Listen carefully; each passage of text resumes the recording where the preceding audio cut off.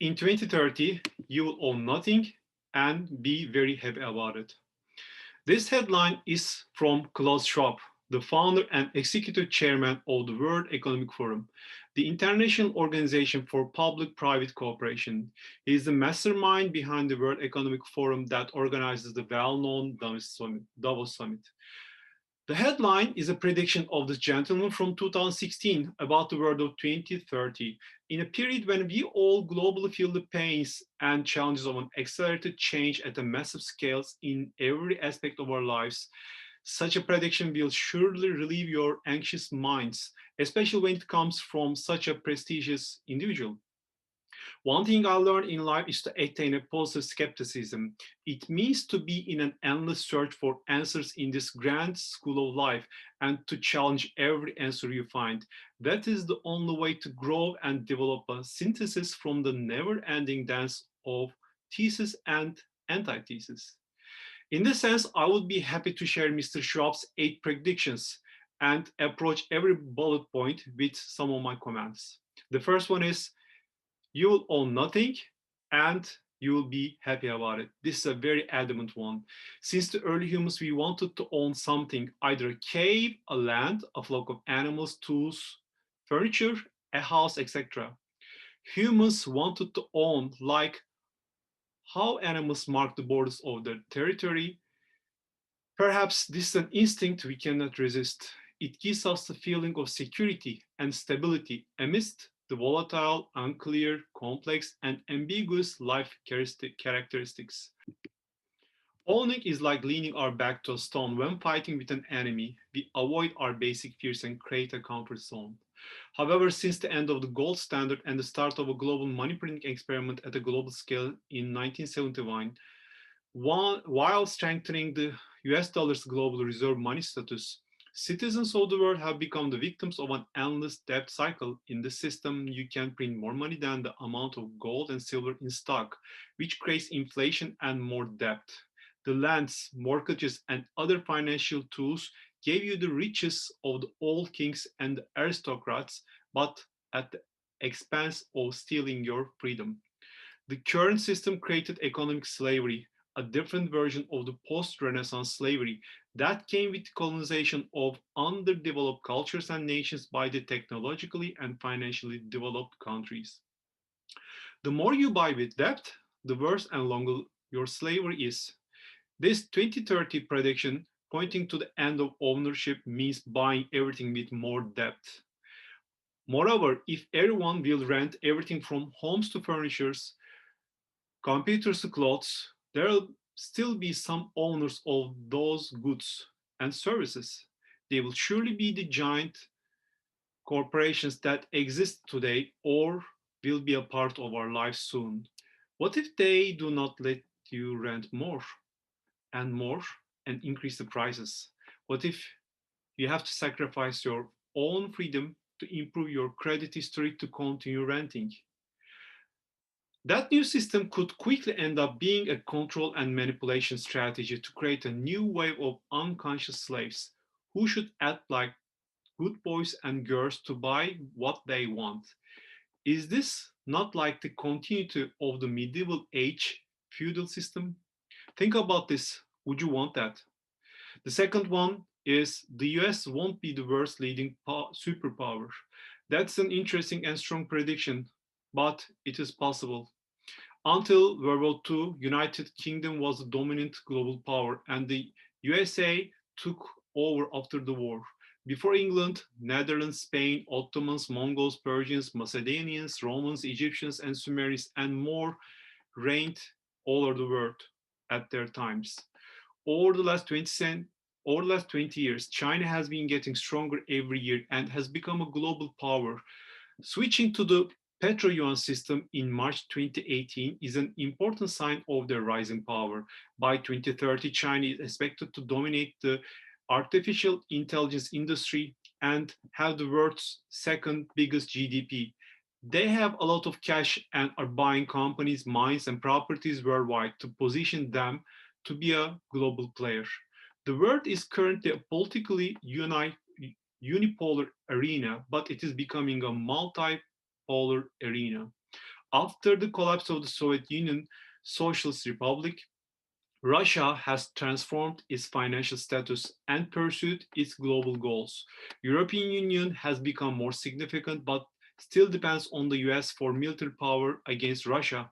Brexit is a threat that can spread to other countries. However, Germany still continues to be the dominant power in the European Union and is becoming a global player each year. The world is becoming a multipolar arena for sure. The third bullet point is you won't die waiting for an organ donor. They will be made by 3D printers. 3D technologies are becoming more available and less expensive each year. We have started printing essential parts, meat, foods, tools, buildings, and even some organs. Who knows what's the next one? I'm sure that it would be possible to print every human body part in the soon future perhaps, but definitely in the long run. Imagine a future world where it would be possible to print any human organ and transplant it to the patient. We do not need donors anymore. That means no one will suffer waiting for an organ or an organ not matching the patient. That would be wonderful if and only if that technology could be available to everyone instead of the wealthy elites. The fourth one is you will eat much less meat. Meat will be an occasional treat, not a staple, for the good of the environment and our health. 3D printing could help us print meat and avoid killing animals. I'm sure scientists will fix the taste. Recently in Israel, scientists printed meat, but at a very high cost, $3,000.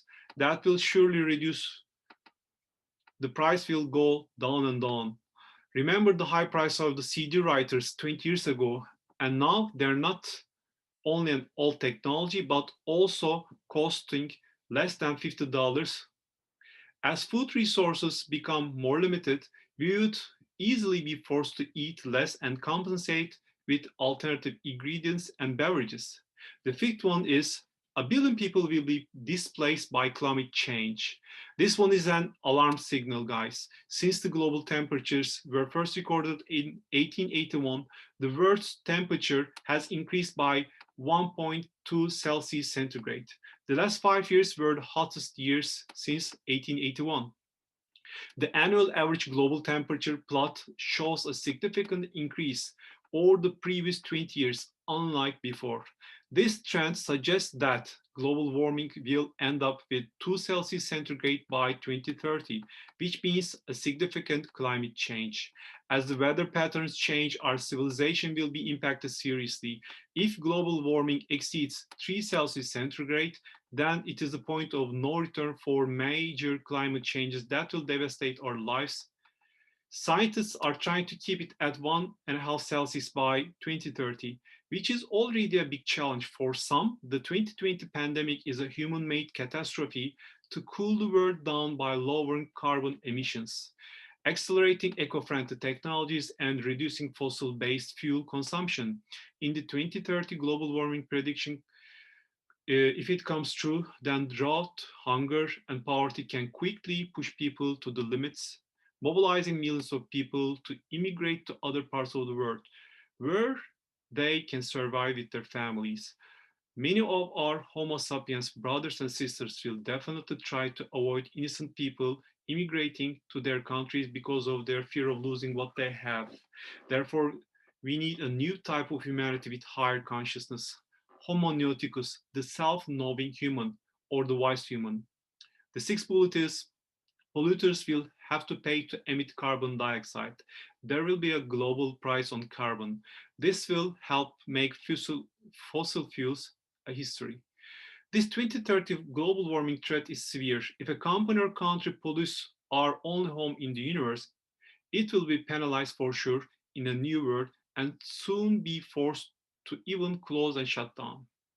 A significant portion of Tesla's profits this year in 2020, in fact last year, resulted from carbon emissions licenses they earned and sold to other companies. The trend has already started. The seventh one, you could be preparing to go to Mars. Scientists will have worked out how to keep you healthy in space. Elon Musk seems to have made this a big dream of him, and the progress he has made with his company so far could open the path to Mars, a possibility for a limited number of astronauts by 2030. Mars colonization will happen for sure, as well as the colonization of Europa and Enceladus, the two moons in our solar system, which are covered with a thick layer of ice above a water ocean.